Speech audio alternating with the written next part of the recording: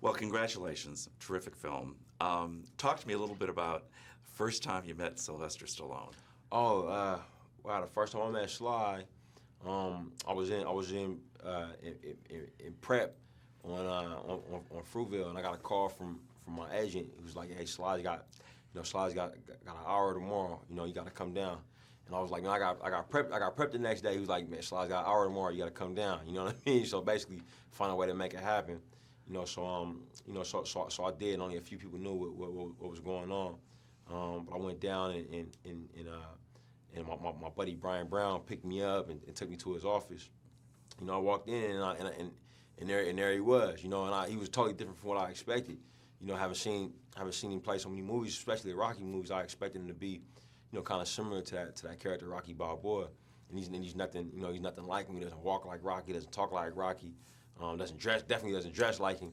I was kind of taken aback from that at first, but then I pitched him the film, and then we talked. And I found him to be really, really interesting, man. I didn't think he wanted to do the movie at the time, but I thought, man, what if he ever came around to it, I think we could do something really, really, really cool. And that was what that first meeting was like, though. Well, that was great, and of course, it turned out to be a great movie. And congratulations on that. Thanks so much. Michael B. Jordan, of course, such a different film from Fruitvale. Talk about how it was to be working with him again. You obviously have a shorthand, close relationship, right? But this is so different. Right. Yeah. It has a few different elements to it. The biggest one is the physical element of this film, and him having to learn how to box and get into the ring with real fighters and do stunt work. That stuff wasn't wasn't as much a part of the last film we did together. He really took the bull by the horns with that, and as soon as the film was a remote possibility, he started working out on training, because a big part of it is he wanted to, we knew the character wouldn't really act like Apollo Creed, but we wanted him to at least look like him, and that was a big deal because Carl Weathers was in crazy shape. He was a professional athlete before doing that film, so Mike had his work cut out, but he really attacked it hard, and as far as the emotional work of Adonis, it was very complex too. But I think our relationship before and our history working together helped us find it. Well, you sure did. You sure did.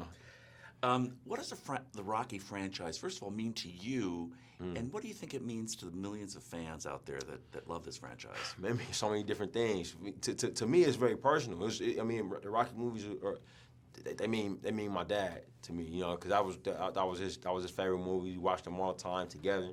So I watched the scenes in Rocky II, which was his favorite, and I don't see the scenes. I just see my dad like saying the lines. You know what I mean? Next to me on the couch or something, or standing up getting pumped up.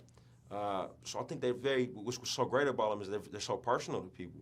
People just associate them with their family. If you really dug down deep and ask a real Rocky fan why he likes the movies, it's usually because they watched them with someone that they loved and they enjoyed it. So I think that's what they're about. And what was your real hope to accomplish with Creed, with this seventh Rocky movie? What was the real thing that you really wanted to achieve more than anything?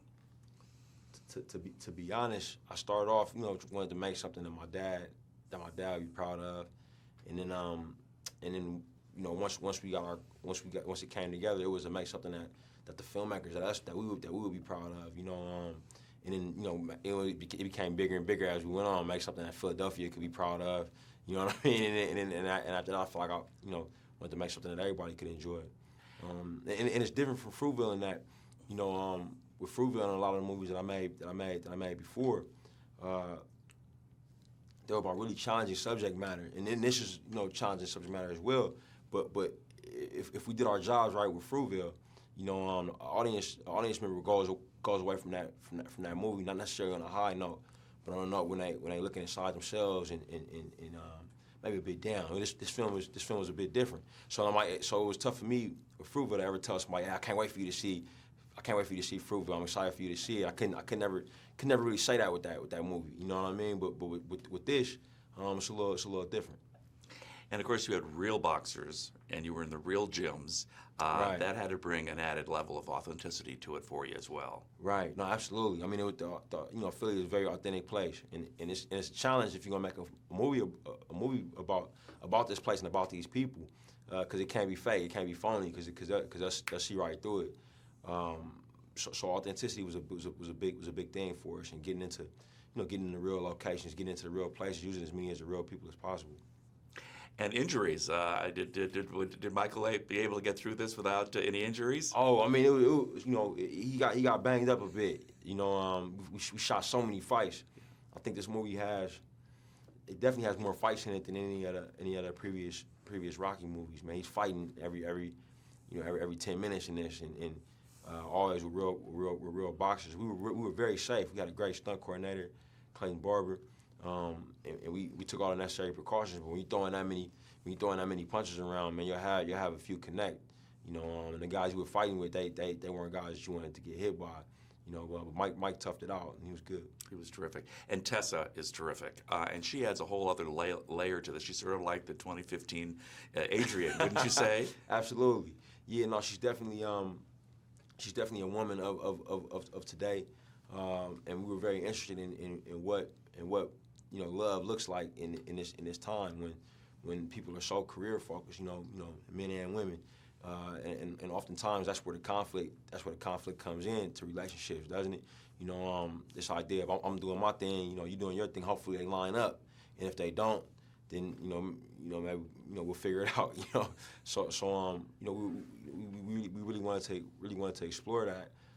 Seeing this fighter with somebody who was just as career minded in a business that's just as tough to break through, and somebody who could challenge Adonis, so I think we really got that with Tessa, who's a phenomenal actress. She really is.